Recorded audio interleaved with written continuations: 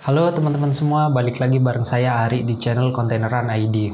Nah, di video kali ini kita akan membahas sebuah produk di sebuah pasar lagi ya, yaitu kita mau bahas produk ini nih. Dan juga pasar yang mau kita analisis adalah pasar Jepang. Nah, tapi sebelum kita masuk ke inti videonya, saya mau ngucapin banyak terima kasih kepada Kepala ITPC Osaka, Jepang, dan juga tim yang sudah memberikan laporan ini, sehingga kami dari Kontaineran ID hanya membantu menyebarkan dan menceritakan kembali informasi yang disampaikan oleh Bapak, Ibu, Kepala ITPC, dan tim ya.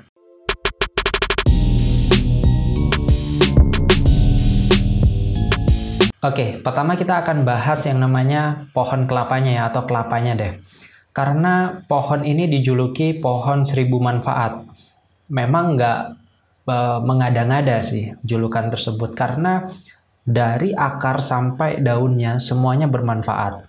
Kalau dihitung-hitung atau berdasarkan jurnal yang pernah saya baca, kurang lebih ada sekitar 125 produk turunan dari satu pohon kelapa. Jadi bayangin betapa luasnya ya, atau betapa bermanfaatnya produk kelapa ini. Indonesia merupakan negara produsen kelapa terbesar di dunia, dengan luas areal perkebunan kelapa mencapai 3,8 juta hektar dan jumlah produksi sebesar 2,85 juta metrik ton pada tahun 2021, dan naik sekitar 1,5% year over year-nya. Produk-produk turunan tersebut kemudian banyak digunakan sebagai bahan baku atau intermediate goods untuk pembuatan produk hilir seperti permadani, keset, pelapis keranjang tanaman, isian pelapis, tali, dan sebagainya. Nah, saya pernah ketemu dengan salah satu pemilik pabrik dari serat kelapa ini, atau Coco Bristle atau Coco Fiber lah, di kabupaten saya, di Kabupaten Sumeneb. Dan pemiliknya ini adalah warga negara asing, yaitu Mr. Kwak namanya. Saya sempat ke pabriknya, kemudian kita ngobrol-ngobrol tentang beberapa hal. Salah satunya adalah ini diekspor kemana, kemudian untuk apa produk serabut kelapa ini. Nah, menurut dari Mr. Kwak sendiri, produk serabut kelapa yang dia produksi diekspor ke China. Kemudian di China dia dibuat semacam matras kesehatan. Jadi ada matras khusus di rumah sakit di mana pelapisnya menggunakan Coco Fiber atau Coco Bristle ini. Selain itu, menurut beliau, produk serabut kelapa juga digunakan sebagai pelapis daripada rumput stadion. Jadi teman-teman yang sering main bola, baik itu mini soccer juga, di stadion internasional biasanya pelapisnya menggunakan yang namanya serabut kelapa, entah itu Coco Bristle atau Coco Fiber. Nah, produk serat kelapa ini memiliki keunggulan dari beberapa aspek, seperti ketahanan terhadap pembusukan, retensi air yang sangat baik, dan juga hidrofilisitas, sifat anti jamur, serta merupakan produk yang dapat didaur ulang. Nah, dalam laporan PBB yang berjudul Exploring the Potential for Adopting Alternative Material to Reduce Marine Plastic Litter, yang dikeluarkan pada Mei 2018, sabut kelapa merupakan salah satu alternatif yang dibahas, karena merupakan sumber selulosa dan lignin yang menjanjikan. Nah, produk serabut kelapa dapat menjadi polimer berbahan alami dan nabati, sehingga memiliki sifat biodegradable atau dapat terurai tanpa campur tangan manusia. Nah, polimer lignin semakin banyak digunakan sebagai bahan bakar dan bahan baku pembuatan kertas koran.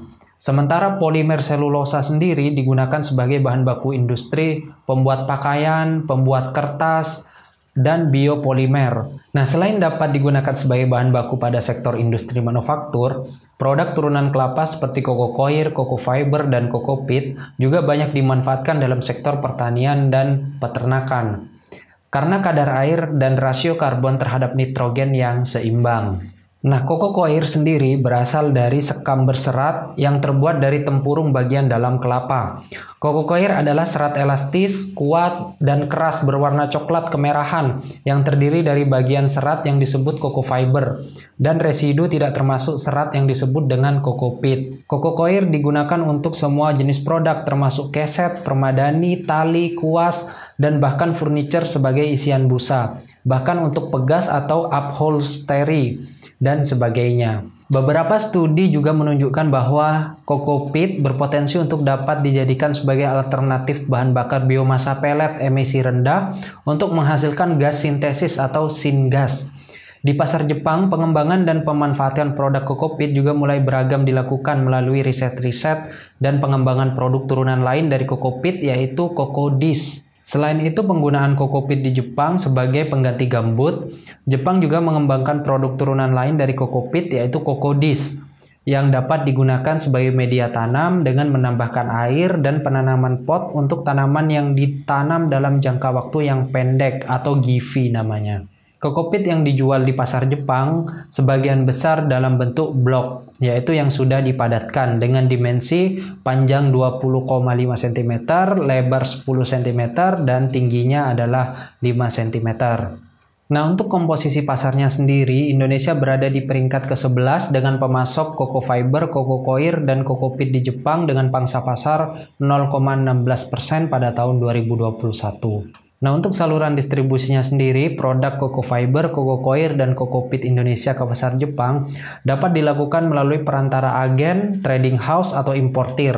Nah, perantara tersebut memudahkan jalannya proses ekspor karena perantara memiliki peran dalam mencari, memperkenalkan, dan menjual produk koko fiber, koko koir, dan kokopit di Jepang kepada calon pembeli. Apabila barang kita masih dalam bentuk bahan baku industri, barang akan bisa disalurkan ke manufacturing company, yang kemudian untuk diolah menjadi barang jadi. Namun jika produk kita bentuknya sudah siap untuk dipasarkan atau ready to distribute, nah rekan-rekan bisa mencari wholesaler atau retailer ya yang ada di pasar Jepang. Oke, bagaimana cara produk kita, koko koir, kokopit, koko fiber, koko bristle agar bisa masuk ke pasar Jepang? Yang pertama adalah karantina tumbuhan yang tunduk atau di bawah Undang-Undang Perlindungan Tumbuhan. Dan yang kedua adalah labeling yang menurut adalah Japan Agriculture Standard atau Japan Industrial Standard. Oke, untuk metodologi pembayarannya sendiri, secara umum di Jepang biasanya menggunakan yang namanya LC atau Letter of Credit. Selain itu juga sebagian importir Jepang menggunakan metodologi pembayaran yang namanya Promissory Note atau Yakosoku Tegata. Nah, Yakosoku Tegata ini sebagai IOU atau sebuah dokumen informal mengenai hutang dengan janji untuk membayar di kemudian hari, misalkan 90 hari, 30 hari, 120 hari, dan seterusnya. Mirip seperti Tempo ya. Nah, berapa sih harga rata-rata dari koko koir yang beredar di Jepang? Terendahnya dari Sri Lanka yaitu sekitar 150 US dollar per metric ton. Dan tertingginya dari Indonesia yaitu sekitar 250 US dollar per metric ton. Selain itu juga ada beberapa model produk yang beredar di pasar Jepang. Salah satunya adalah reptile mat, flooring, coconut carpet, coco fiber for gardening, koko koir, coconut fiber, dan growing media.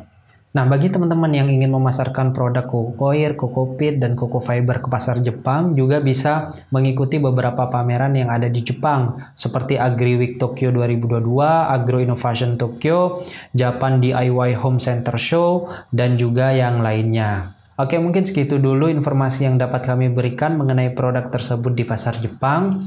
Seperti biasa, ketika rekan-rekan semuanya atau teman-teman semuanya nonton konten ini, selalu ada bagi-bagi buyer, bagi-bagi data buyer di akhir sesinya.